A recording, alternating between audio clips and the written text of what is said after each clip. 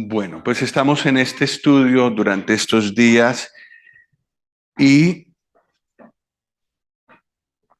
gracias al Señor tenemos un poco más de tiempo y podemos entrar en más detalles. Y todo esto a mí personalmente me trae mucha edificación mientras preparo. Algunas veces tengo que parar y alabar, llorar y luego esperar que se me pase y seguir. Entonces, son cosas muy bonitas, muy sublimes y entonces me alegro que tenemos esta oportunidad. Como son siete fiestas y el día de reposo 8, entonces me da un poco de espacio para extenderme un poquito más. Y entonces la Pascua ha sido la que se ha llevado la palma. Y tendremos una segunda clase sobre la Pascua hoy. Y no os preocupéis, no habrá material repetido. Eh, Esto es una de las cosas que me llevo de este tiempo aquí en Las Paules este año. Es lo que me habéis ayudado a hacer ayer. Y hoy, en la canción que cantamos, eh, vi una cosa más por la que el Señor Jesús murió: pagar nuestra deuda. Lo cantamos. Entonces yo creo que lo tenemos que añadir. Aquí hay apenas 10 cosas: por nuestros pecados.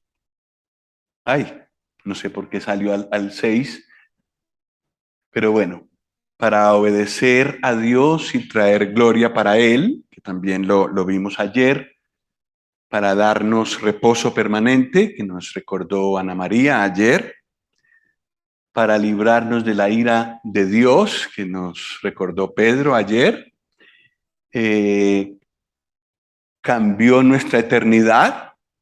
Nuestra eternidad era el infierno y ahora tenemos una eternidad en la gloria. Hemos sido librados de la ira de Dios para iniciar su obra en los corazones. Nos dijo David ayer, y tiene toda la razón: ninguna obra en ningún corazón empieza antes de la muerte del Señor Jesús y de aceptarlo en el corazón. Entonces, está muy bien. Para reconciliarnos con Dios es un punto diferente. También la Biblia dedica a esto mucha atención. Eso sería otro estudio. La Pascua, liberarnos de nuestra esclavitud pagando un precio, es decir, la redención, para consagrarnos como sacerdotes. El Señor Jesús murió también por nuestra mala naturaleza, la que produce los pecados, de tal manera que en esa también pensó Dios y también el Señor Jesús la arregló. Y también para limpiarnos de la contaminación de este mundo. No sé si habéis oído de la vaca roja, de la vaca alazana. Es otro aspecto de la obra del Señor Jesús completamente distinto y tiene que ver con la contaminación que recibimos en este mundo. Y como eso a nosotros no nos molesta tanto, pero a Dios sí le molesta en absoluto, pues el Señor Jesús también lo arregló. Y bueno, a estas 10 vamos a añadir la de para pagar nuestra deuda. Así que cuando volvamos a tener el tiempo de adoración en la Santa Cena, ya tenemos 11 detalles para enriquecer los motivos por los que alabamos al Señor, ¿verdad? Y hay más, hay más. Y hay que seguir estudiando para seguirlos descubriendo.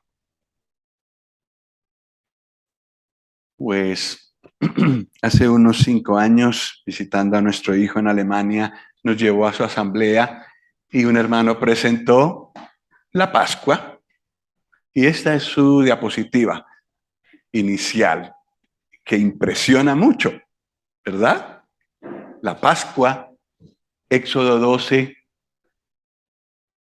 Entonces, cuando el hermano terminó, nuestro hijo nos tradujo muy fielmente, entonces le dije, me acerqué al hermano y le pedí por favor que me permitiera traducir su presentación. Y entonces de esa presentación he sacado un par de cosas. Por ejemplo, este resumen. La Pascua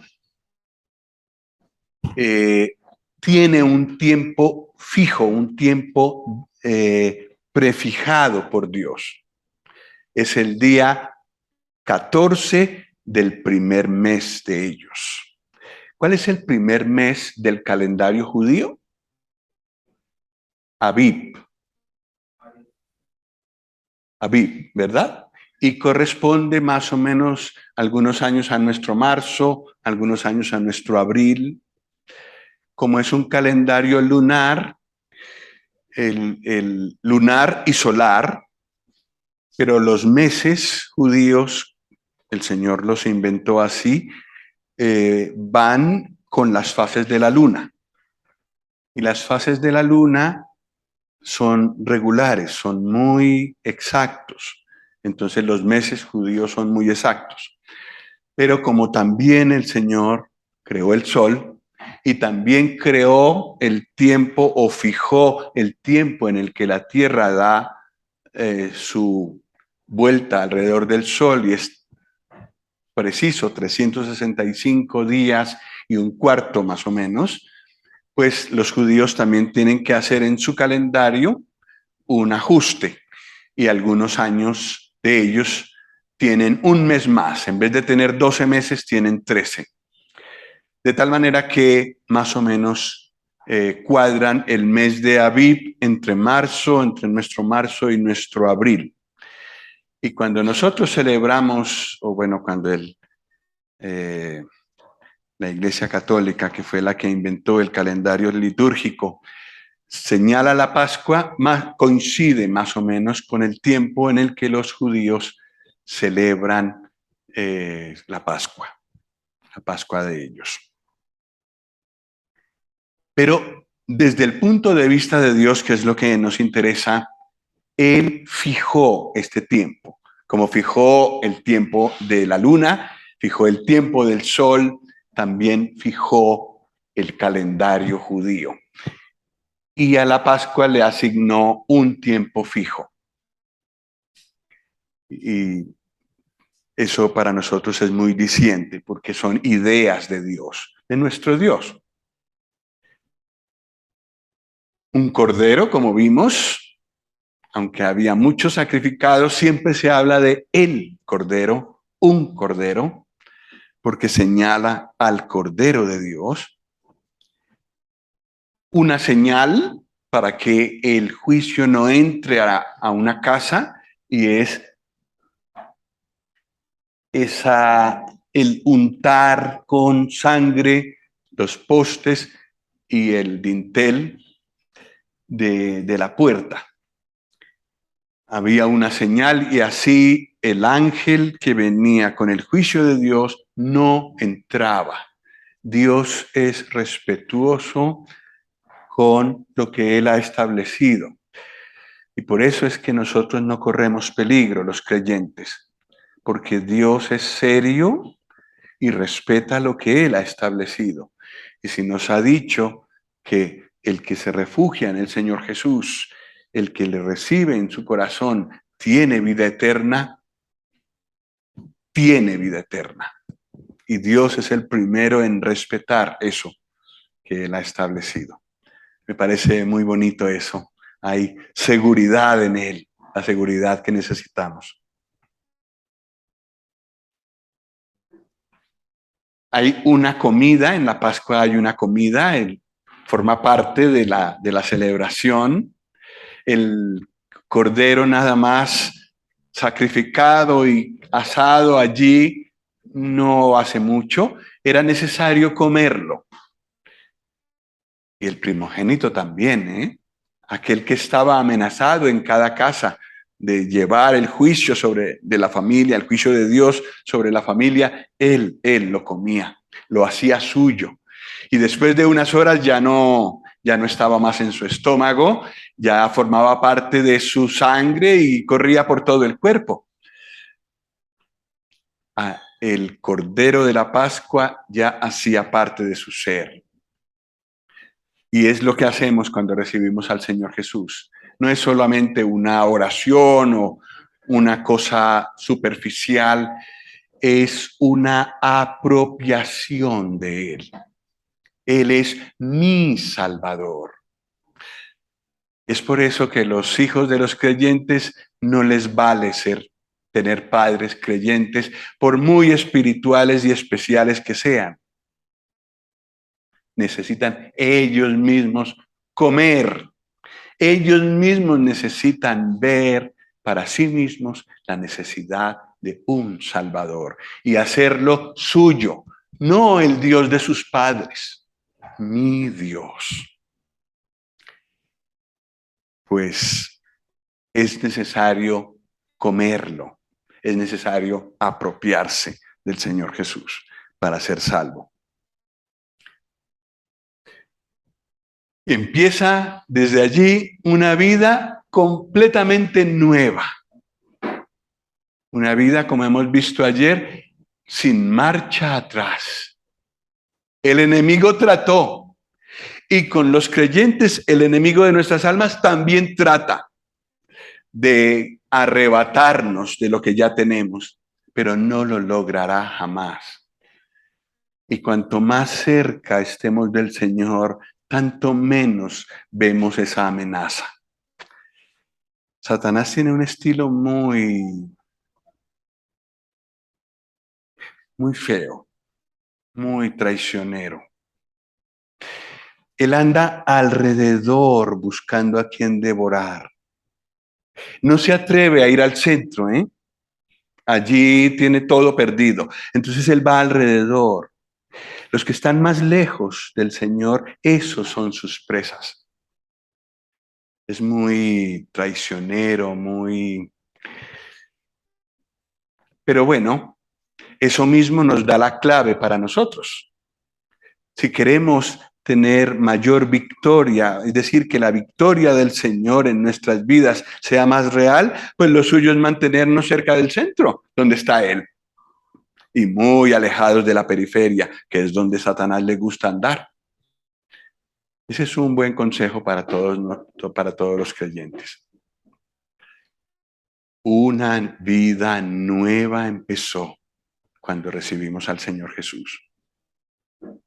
Y no hay marcha atrás. La seguridad no está en nosotros. Nuestra fidelidad va así, luego así, luego así, luego así. Pero su fidelidad se mantiene arriba. Y es en esa fidelidad que está basada la vida eterna. Es por eso que no hay peligro. Por supuesto, nosotros tenemos que andar lo más cerca, lo más parecido a su fidelidad, muy arriba siempre. Pero el Señor ha tenido en cuenta que tenemos altibajos. Y cuanto más avanzamos y maduramos en nuestra vida cristiana, pues se espera que esos altibajos, pues que la curva no sea tan brusca, sino que vaya siendo más estable, parecida a la de Él.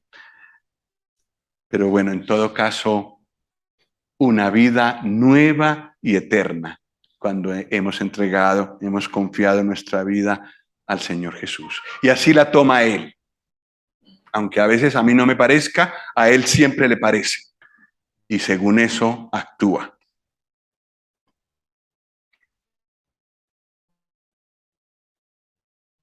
Pero la Pascua también tiene un elemento oscuro, tiene una cara, una nube oscura, el juicio. La misma noche en que hubo liberación para los israelitas, hubo juicio para los egipcios. Entonces, la Pascua incluye un juicio de parte de Dios y también una manera de librarse de él. Entraremos en más detalle en cuanto a esto después. Esta es la segunda parte de la Pascua.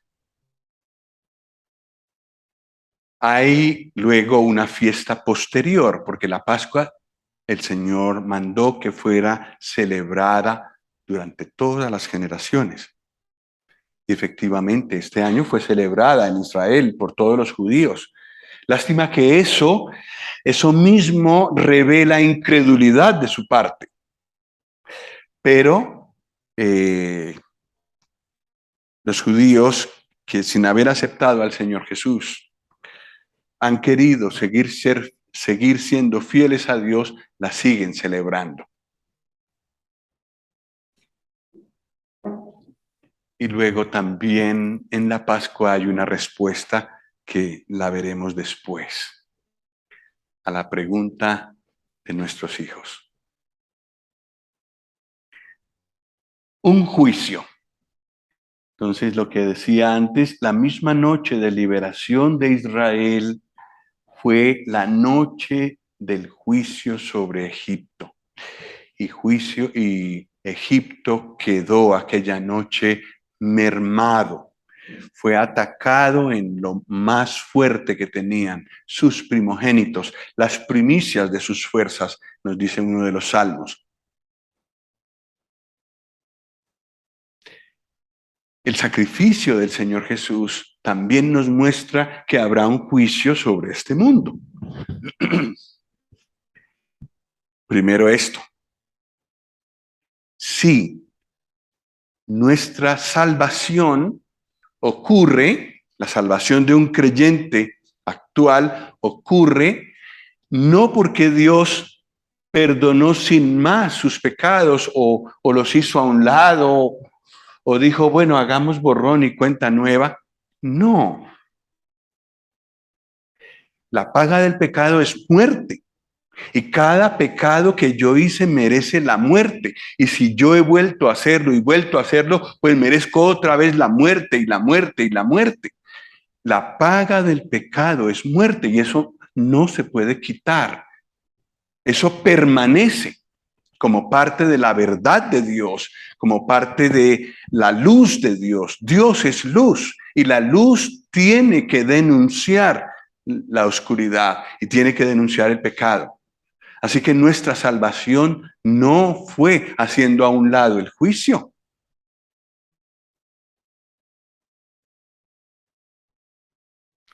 Fue pagándolo, fue sufriéndolo, fue pasando a través de él. El Señor Jesús lo hizo. Pero el hecho de que la ira de Dios se descargó sobre él, ya sabemos cuándo, significa que en otro momento se descargará sobre el mundo que no cree en él. Lo que pasa es que Dios estira el tiempo de su llamado y de su gracia y de su oportunidad de salvación lo más que puede. Es tardo para la ira y grande en misericordia. Pero de ninguna manera tiene por inocente al culpable. El juicio tiene que caer tarde o temprano. Y sobre los creyentes también cayó. En el Señor Jesús. La víctima que no hizo nada, que no hizo ningún pecado, que no merecía ese juicio. Él tomó nuestro lugar y primero Dios cargó sobre él el pecado de todos nosotros y después entonces su castigo. Y gracias a eso somos salvos. Como decía ayer, nuestra salvación a nosotros es gratuita, pero es muy cara. Costó mucho. Y que el Señor nos conceda poder apreciar el precio que Él pagó. El juicio. Pero el hecho de que el juicio cayó sobre el Señor Jesús significa que los que no están refugiados en Él tendrán que soportar directamente el juicio de Dios. Hay un juicio sobre este mundo. Y la Pascua nos lo dice muy, muy gráficamente. El ángel del juicio pasó y donde no había sangre en los postes y en el dintel entraba y el primogénito muerto. Luego pasaba a la siguiente y veía la sangre puesta en los postes y en el dintel y pasaba por encima. Ahí adentro había alguien que merecía el mismo juicio, pero no entraba por la sangre de la víctima. Entonces pasaba por encima. Ese es el significado de la palabra Pascua, pasar por encima. Pasaba a la siguiente casa, otra vez hacía el mismo examen y otra vez pasaba lo mismo y sin falta, ¿eh? Si no había sangre, había muerte. Si había sangre, no había muerte, tal como Dios lo había dicho.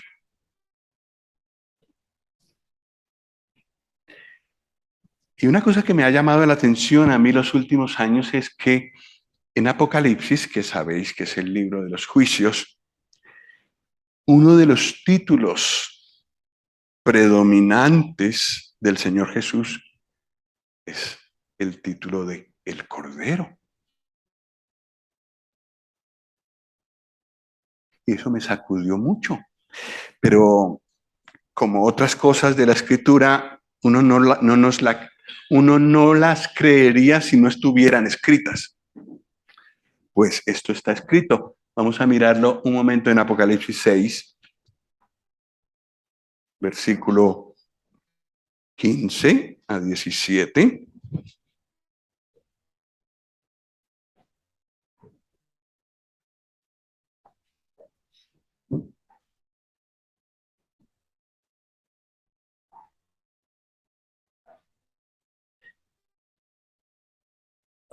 Y los reyes de la tierra, y los grandes, los ricos, los capitanes, los poderosos, y todo siervo y todo libre, se escondieron en las cuevas y entre las peñas de los montes, y decían a los montes y a las peñas: caed sobre nosotros y escondednos del rostro de aquel que está sentado sobre el trono y de la ira del Cordero. Porque el gran día de su ira ha llegado, ¿y quién podrá sostenerse en pie? Impresionante, ¿no?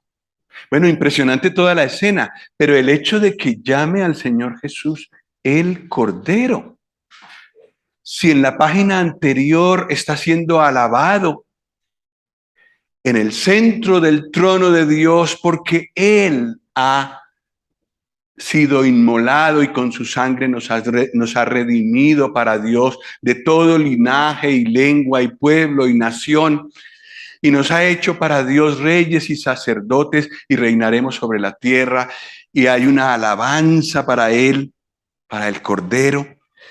Y ahora en el capítulo siguiente, montando en ira y haciendo atemorizar a sus enemigos de tal manera que Montserrat, con las cuevas que tiene, estará llena probablemente de gente que se esconde allí porque la ira del Cordero ha llegado. Y esto es a mí me gustó mucho caer en cuenta de este versículo como creyente, porque no me tocará, pero sabemos que hay muchos a los que sí les tocará, a menos que se arrepientan. Pero curioso que use el título de El Cordero, como si hubiera algo de esto escondido en la Pascua también. No lo puedo decir, y lo digo con respeto delante del Señor, solo veo la semejanza, como la conexión. El Señor me corregirá si esto no es así. Es decir, si no tiene nada que ver. Pero me parece interesante, porque además en el capítulo 17, versículo 14, vuelve a usar este título.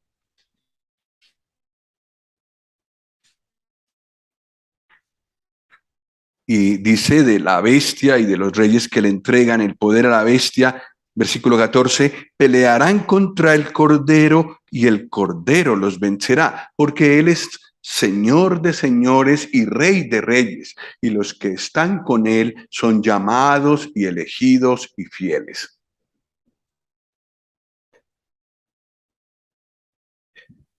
Pues sí, la misma persona que murió en la cruz, llevando mi juicio,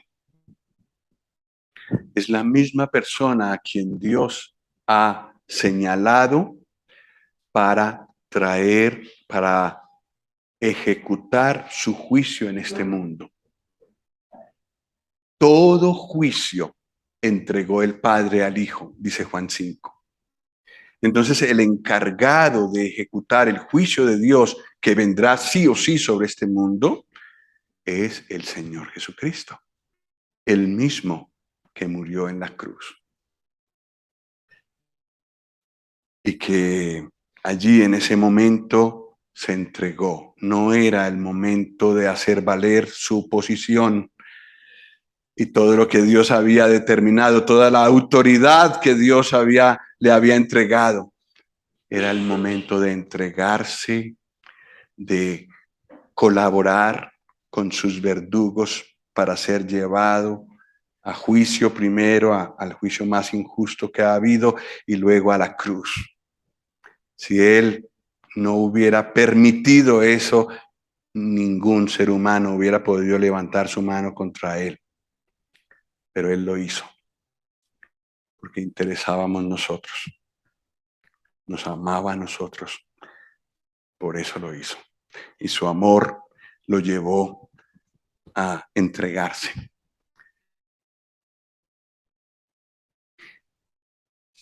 La sangre del Cordero era una señal para Dios, ¿verdad?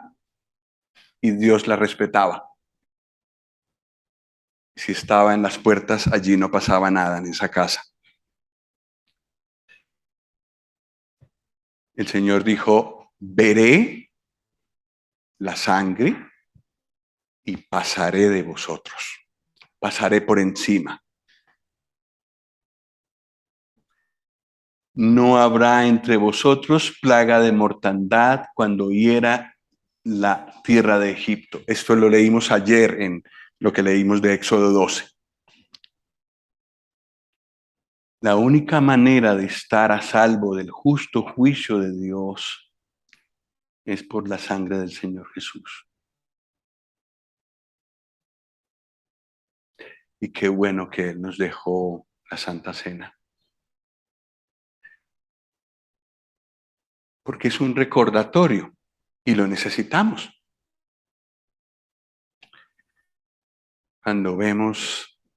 Cuando hablamos de la sangre del Señor Jesús, pensamos en la copa,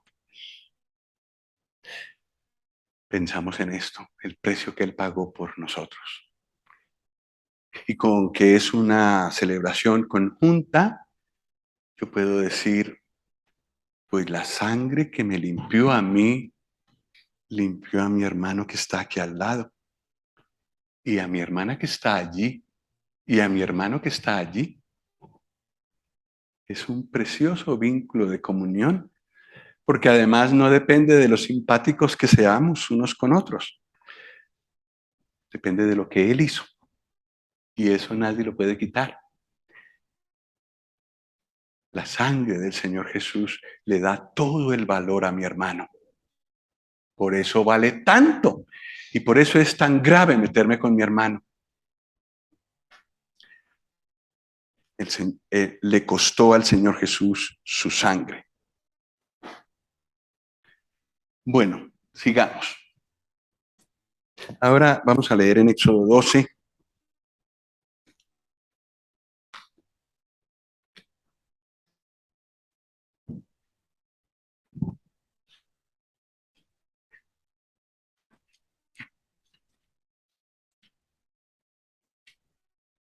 En el versículo 14 dice, Y este día os será en memoria y lo celebraréis como fiesta solemne para Jehová durante vuestras generaciones. Por estatuto perpetuo lo celebraréis.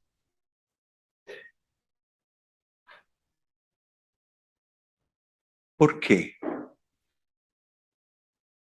Porque ese es un día histórico, ¿verdad? Un día de liberación, un día en el que Dios mostró su mano de manera muy especial, haciendo que el pueblo que era esclavo quedará completamente libre para Dios, libre de la esclavitud de Egipto, esclavitud de hombres. Un día histórico. En ese día os saqué de Egipto. Y durante todo en el transcurso del Antiguo Testamento, Dios recordará mucho ese momento. Os saqué de la tierra de Egipto. ¿Cuándo ocurrió eso? Pues en la Pascua. Y cada vez que los judíos celebraban la Pascua, recordaban ese momento. Y aún hoy en día. Se refiere a lo que ocurrió hace 3000 años, dicen ellos. Bueno, pues el Señor Jesús eligió la última Pascua que pasó en esta tierra antes de morir para instituir la Santa Cena. Y lo veremos más adelante con más detalle. Pero es un memorial. Y son parecidos en el sentido de que la cruz está en el centro. Bueno, la cruz partió la historia de la humanidad en dos, ¿verdad? Pues la Pascua miraba adelante a la cruz. La cena del Señor mira hacia atrás a la cruz, pero el punto de encuentro de las dos es la cruz del Señor Jesús. Entonces, con la cena del Señor, nosotros nos remontamos a ese momento en el que Él dio su cuerpo y sobre su cuerpo fueron cargados nuestros pecados, fue cargado el juicio de Dios que merecían nuestros pecados, y con su sangre los pecados fueron limpiados, de tal manera que no quedó ni uno.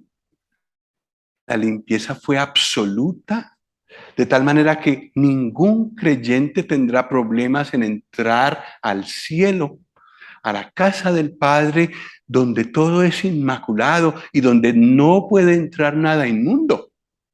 Se necesita una limpieza absoluta para poder entrar allí.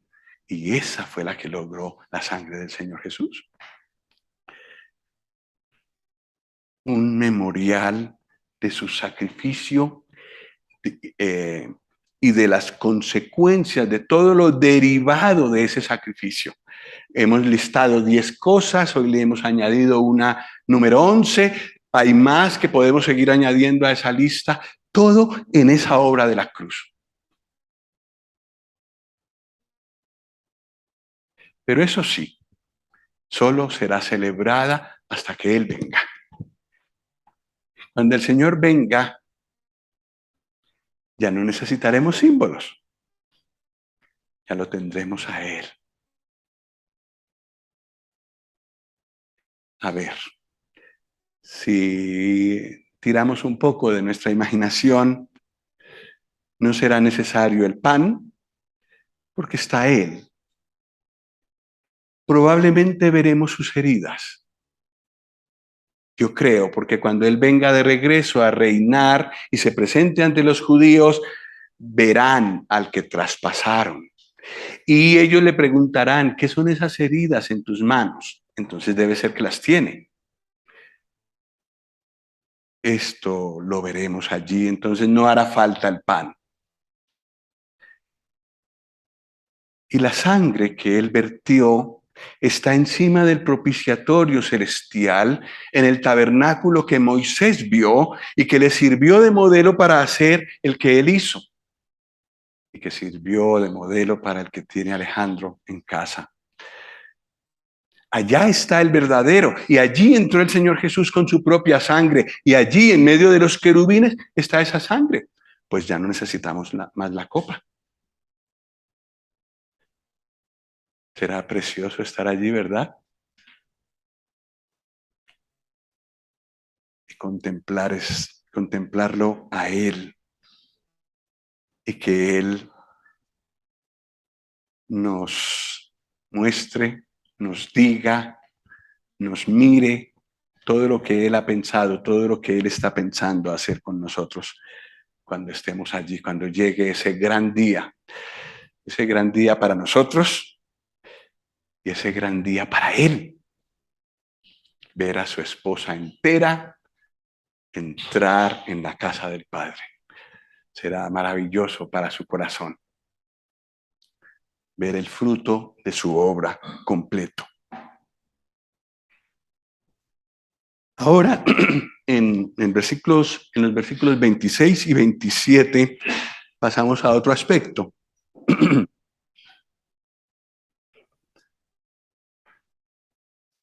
Y cuando os dijeren vuestros hijos, ¿qué es este rito vuestro?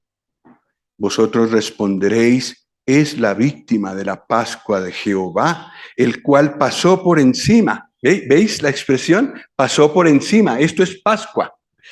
Pasó por encima de las casas de los hijos de Israel en Egipto cuando hirió a los egipcios y libró nuestras casas. Entonces el pueblo se inclinó y adoró.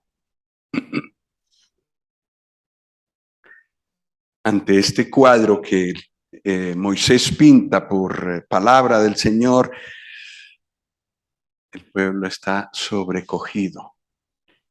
No ha tenido que hacer nada. Solo ha tenido que poner la sangre, creer a las palabras de Dios, poner la sangre ahí visible y ya pueden descansar.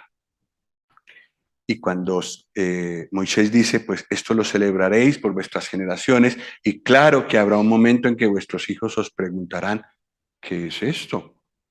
Pues ya tenéis una respuesta. Es la víctima de la Pascua de Jehová cuando hirió a los egipcios. Pasó por encima de las casas de los hijos de Israel. Pasó por encima.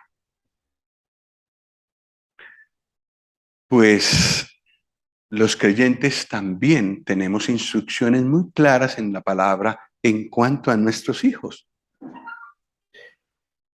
Y casi puedo escuchar una vocecita infantil que pregunta, ¿por qué?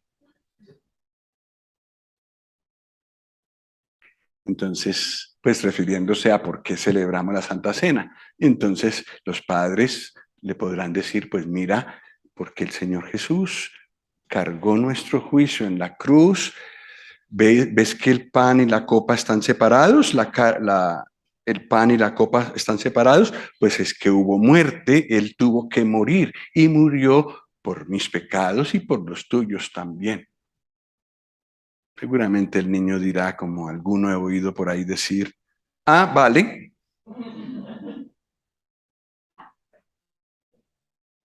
Pero es muy importante ese intercambio. Puede ser el primer paso para la eternidad en el cielo de ese niño. Por eso a eso hay que darle toda la atención. Hay que hablar de la víctima, que en nuestro caso es el Señor Jesús. Para los israelitas fue el cordero que dio su vida y recuerda el juicio de Dios sobre Egipto y recuerda la liberación de los israelitas. Y estos tres elementos nos sirven de guía a los padres cristianos para hablar con nuestros hijos de por qué celebramos la Santa Cena. Dios quiere que instruyamos a la próxima generación acerca de la necesidad de recibir personalmente al Señor Jesús para ser salvos de la ira justa de Dios sobre el pecado. Es una responsabilidad que tenemos los padres con nuestros hijos. Y en realidad es una de las razones más poderosas por las que Dios nos los confía. Porque Dios quiere una descendencia para Él. Y la pone en manos de los padres, sabiendo que somos imperfectos y que cometemos errores y que vamos aprendiendo por el método ensayo-error. Pero igual así nos los ha confiado, garantizándonos también su gracia, su sabiduría, su ayuda, la instrucción de su palabra para guiarlos por el camino, de tal manera que cuando nos hagamos mayores y tengamos que irnos de este mundo, nuestros hijos mismos sigan el camino del Señor, no por sus padres, no por la fe de sus padres, no basados en la fe de sus padres, sino en una fe personal. No es el Dios de mis padres, es mi Dios. No es el Salvador de mi padre, es mi Salvador. No es el Señor de mi madre, es mi Señor. Y esto de generación en generación. Pues el mismo principio que se ve en la Pascua. Bueno, pues vamos a continuar porque la medianoche se va acercando. La Pascua en otras escrituras. Esto no es un estudio exhaustivo de todas las veces que la Pascua se ve en las escrituras, sino lo más cercano a nosotros. En Deuteronomio 16, esto interesa, versículos 16 y 17,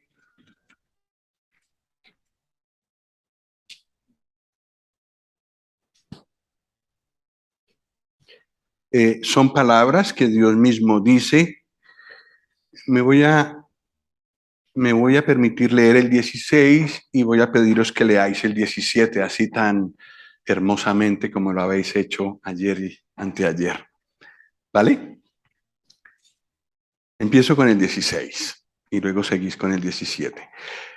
3 veces cada año aparecerá todo varón tuyo delante de Jehová tu Dios en el lugar que él escogiere, en la fiesta solemne de los panes sin levadura, es decir, la Pascua, y en la fiesta solemne de las semanas, y en la fiesta solemne de los tabernáculos.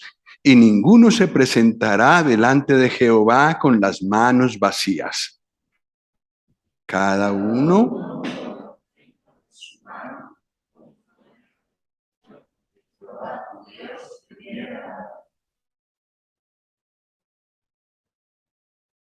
establecido por Dios, fijado por Dios. 3 veces al año debían presentarse en el lugar donde Dios habitaba.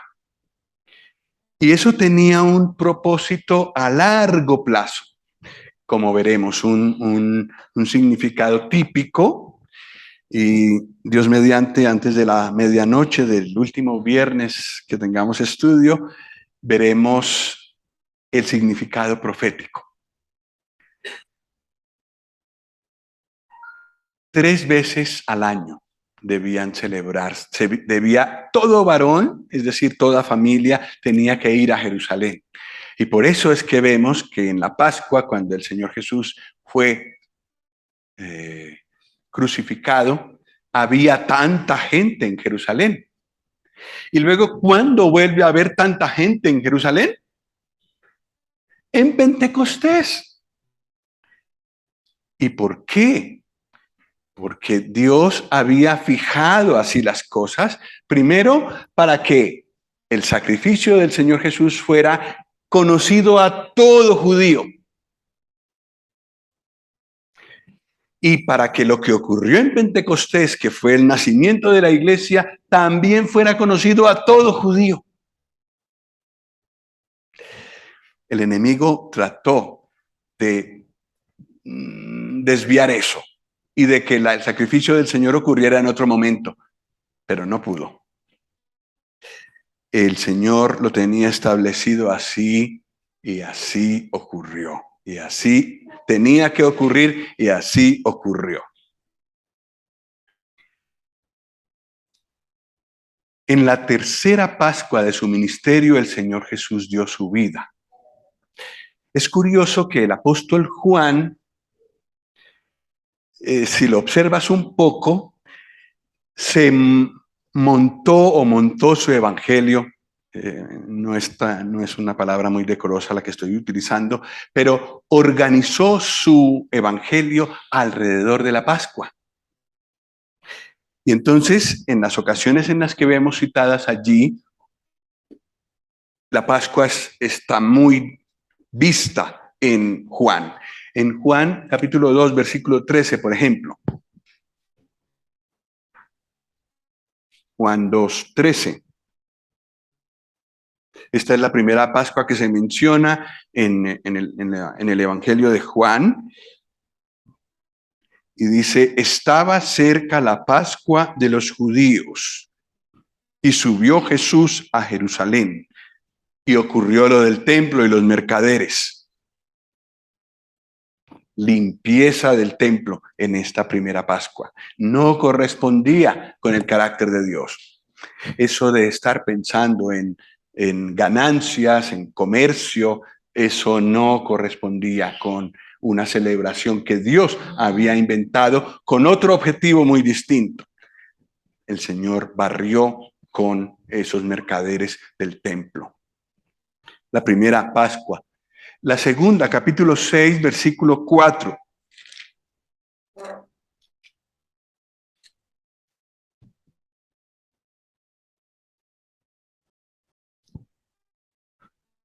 Estaba cerca la Pascua, la fiesta de los judíos.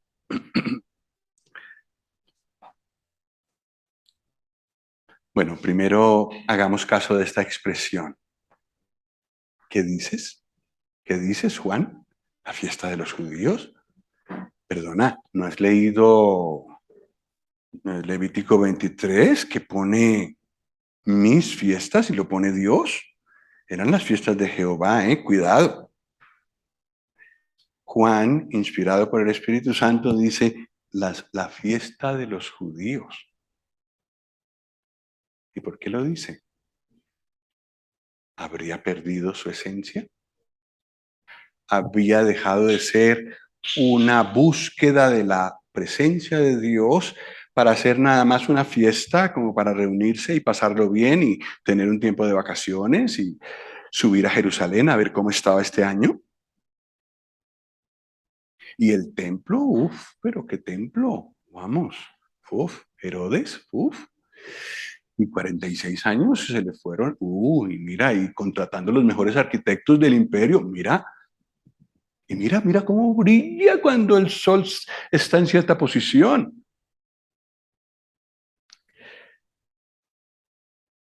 Es fácil acostumbrarse a las cosas que Dios ha dicho. Son su palabra, pero nuestro corazón tiende a acostumbrarse. De tal manera que eso les pasó a ellos y la fiesta que era de Dios se volvió una fiesta de ellos. Igual que otras. La fiesta de la dedicación es una fiesta que no está en la Escritura. Ellos la inventaron en cierto momento, tenían sus motivos, pero era una fiesta de ellos. Pues la Pascua llegó a ser una fiesta de ellos. ¿Os imagináis lo que fue para el Señor Jesús descubrir eso? Que era una fiesta de los judíos.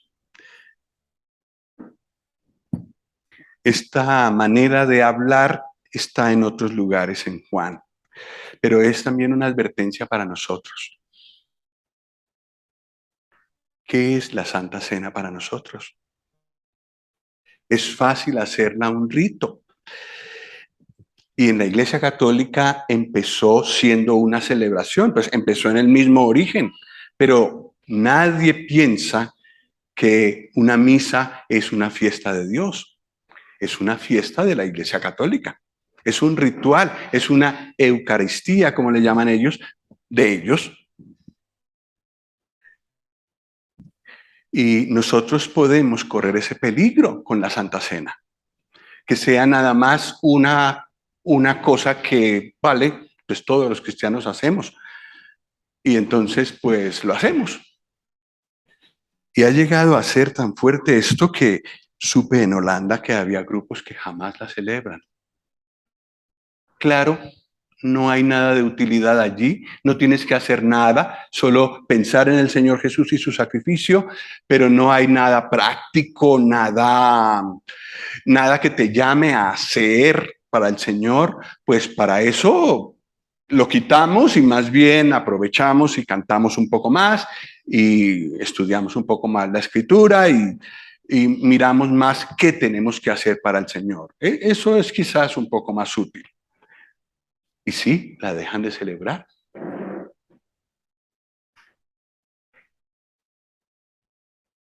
¿Qué debe pensar el Señor Jesús de eso? Y bueno, esta advertencia va primero para mí. Celebro yo con frescura esa conmemoración a la que el Señor le dedicó su atención para instituirla. O entre todo lo que hago en la semana, estoy tan lleno que ese momento se pasa para mí como que no pienso en la cruz para nada, que no pienso en lo que le costó al Señor mi salvación y que no pienso tampoco que pronto va a venir y que es hasta su venida que la celebro. Sí, tenemos que evitar a toda costa que la cena del Señor sea una fiesta de los cristianos y que sea una conmemoración del Señor, la cena del Señor. Bueno, continuemos. Estábamos en la segunda Pascua. Vamos a la tercera, capítulo 12 de Juan, versículo 1.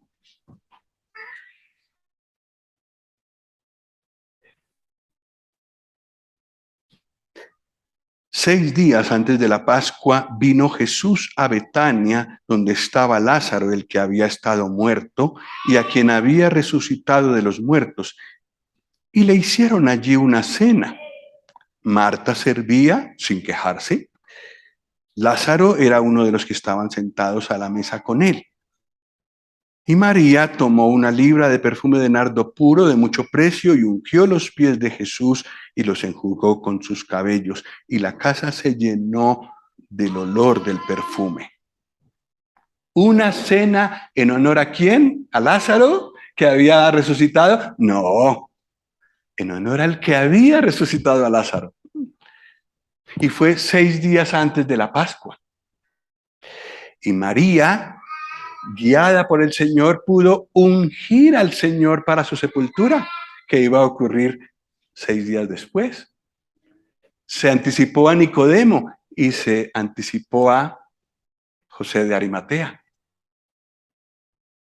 Precioso. Una cena en su honor. Toda la atención, no en Lázaro, no en el servicio de Marta, en el Señor. Pero, ¿veis? Ahora ya llegamos a la tercera Pascua. Y a esta Pascua le dedica Juan más tiempo. En el capítulo 13, más tiempo, no, perdón, más versículos, más capítulos. Capítulo 13, versículo 1.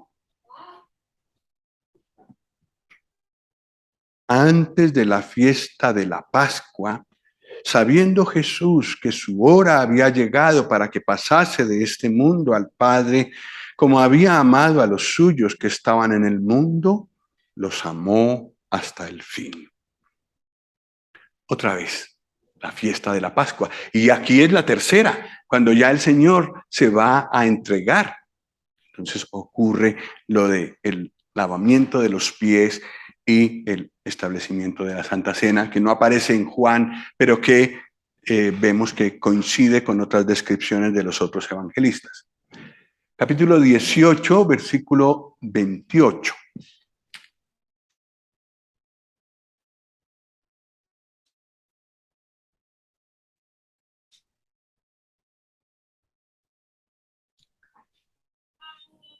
Llevaron a Jesús de casa de Caifás al pretorio.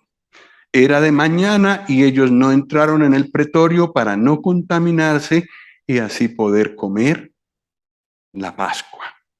Esa es más o menos la hipocresía en figura, en pasta, decimos en Colombia. La hipocresía en pasta, la hipocresía con cuerpo. La Pascua. Se refieren a la Pascua que el Señor Jesús había celebrado el día, las horas antes. Versículo 39. Está la multitud enfrente de Pilato y el Señor está a un lado y dice Pilato, pero vosotros tenéis la costumbre de que os suelte uno en la Pascua. ¿Queréis pues que os suelte al rey de los judíos? Entonces causa impresión que Juan se centre tanto en la Pascua, ¿verdad? Y no es para menos. Él tiene una visión clara de que la Pascua es el Señor Jesús. La Pascua de los creyentes es el Señor Jesús. Y finalmente en el capítulo 19, versículo 14, era la víspera de la Pascua y como la hora sexta romana, las 6 de la mañana. Entonces dijo a los judíos, he aquí vuestro rey. La víspera de la Pascua. Bueno,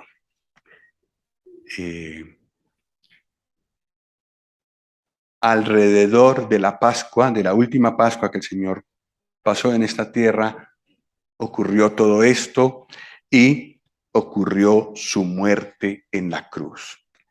Nuestra Pascua, que es Cristo, fue sacrificada por nosotros. Pero es de allí que podemos saber que el Señor Jesús tuvo un ministerio de 3 años y medio, porque hubo 3 Pascuas en su ministerio, son las que hemos visto.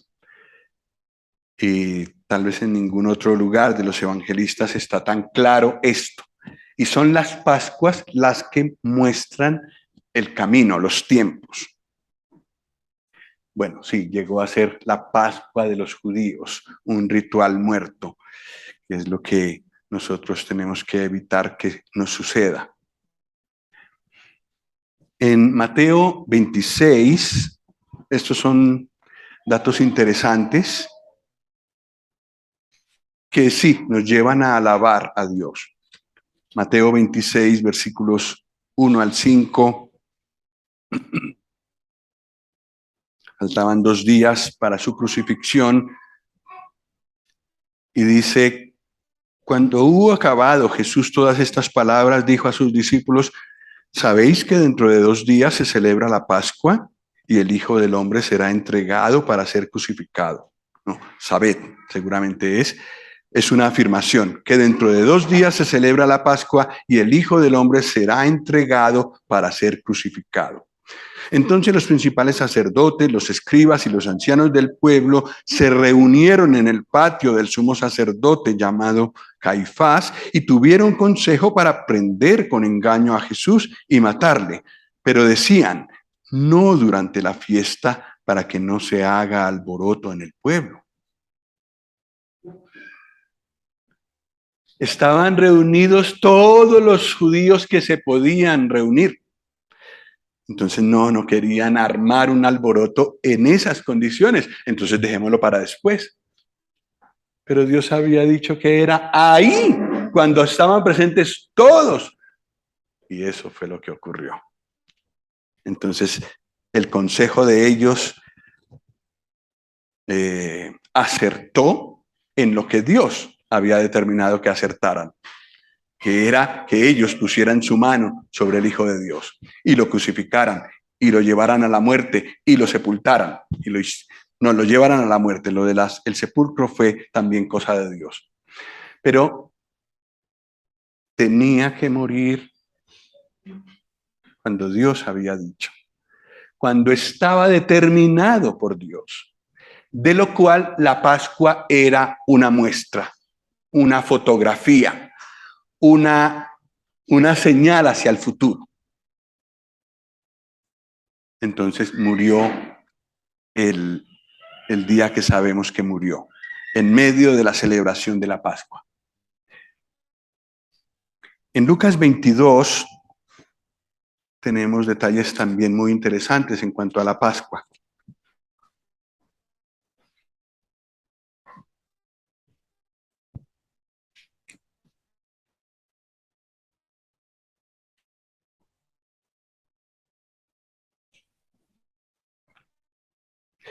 En Lucas 22, versículo 7,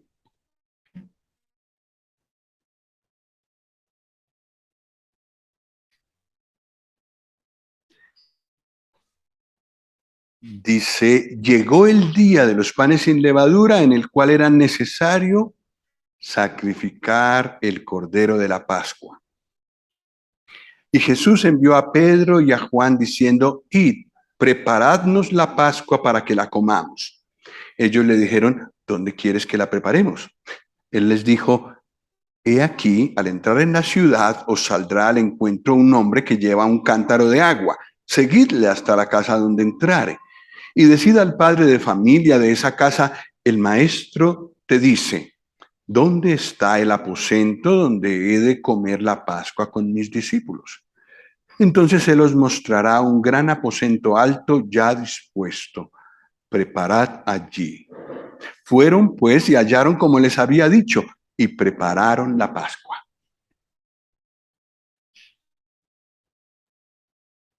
Es todo un milagro, ¿verdad? Alguien dirigido por Dios preparó un aposento. No eran pocos los discípulos, 12 más el Señor, en un lugar tranquilo, alto, donde el Señor pudiera decir unas cuantas cosas más que tenía para decir y celebrar juntos la Pascua y hacer una cantidad de cosas que sabemos que sucedieron en esa noche. Otro la preparó y a través de instrucciones específicas del Señor encontraron ese lugar. Una Pascua muy especial. No vemos otra Pascua parecida en ningún otro sitio de la Escritura. ¿Y por qué? Versículo 14 del capítulo 22. Cuando era la hora, se sentó a la mesa y con él los apóstoles. Y les dijo, cuánto he deseado comer con vosotros esta Pascua antes que padezca. El original es más enfático en este suspiro profundo del Señor. Y más o menos viene a decir, cuán intensamente he deseado comer con vosotros esta Pascua antes que padezca. Es decir, para el Señor esa Pascua significaba muchísimo y esperaba ese momento. Y lo anhelaba y lo anhelaba con ellos, con los suyos. ¿Por qué? Si era una Pascua que ya llevaba o llevaba celebrándose muchos años. Venía el cambio entre la Pascua y la celebración de la Cena del Señor. Con los elementos de la Pascua, el Señor instituyó la Santa Cena. Versículo 19. Tomó el pan y dio gracias y lo partió y les dio diciendo, esto es mi cuerpo que por vosotros es dado. Haced esto en memoria de mí. De igual manera, después que hubo cenado, tomó la copa diciendo, esta copa es el nuevo pacto en mi sangre que por vosotros se derrama. Y luego el Señor se le aparece a a Pablo, que aún no estaba convertido ni estaba allí presente. Y sin decirle, ve y le preguntas a Pedro y a los que estaban aquella noche cómo lo hice, y entonces tú escríbelo en 1 Corintios.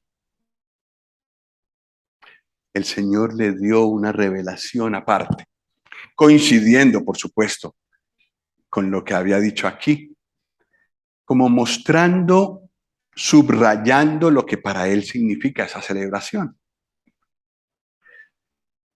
Lo hizo todo un evento, de tal manera que a los apóstoles no se les olvidó nunca lo que había pasado justo antes de su crucifixión. Y entonces en los Hechos de los Apóstoles vemos que la Pascua va desapareciendo y la Santa Cena va tomando el protagonismo. Después de la resurrección del Señor va desapareciendo la Pascua y la Cena del Señor toma protagonismo. Perdón en la repetición. Entonces en Lucas 24, cuando el Señor acompaña a los de Emaús, ellos le invitan a entrar porque se hace tarde, entran, no lo habían reconocido, pero lo reconocen cuando Él parte el pan. Cuando Él parte el pan, Lucas 24. Versículo 30 y 31. Y aconteció que estando sentado con ellos a la mesa, tomó el pan y lo bendijo, lo partió y les dio. Entonces les fueron abiertos los ojos y le reconocieron, mas él se desapareció de su vista.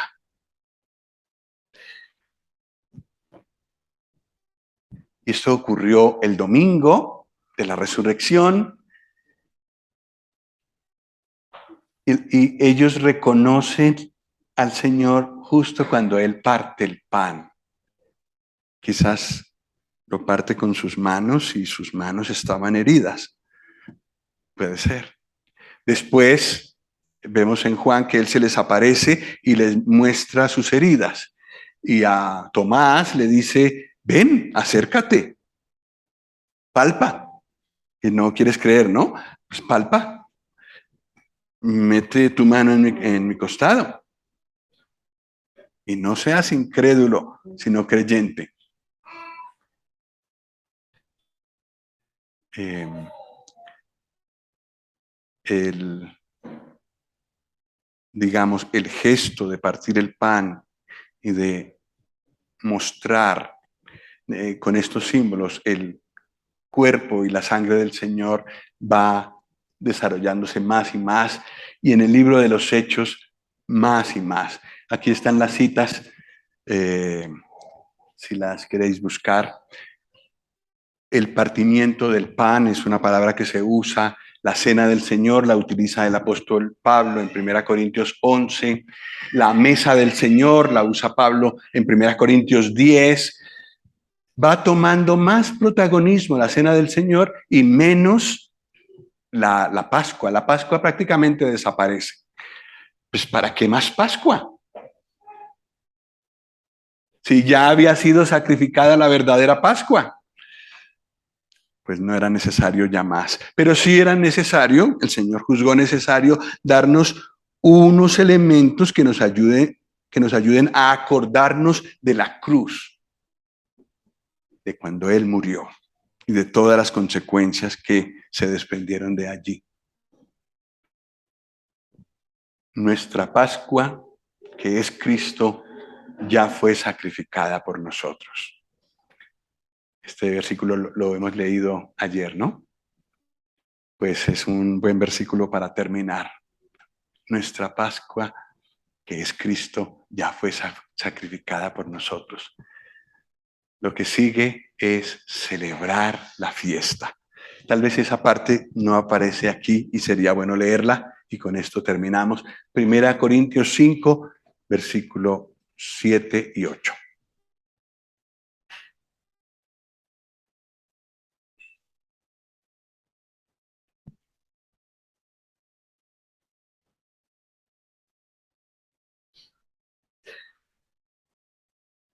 Lo leemos juntos. 1, a la 1, a las 2 y a las 3.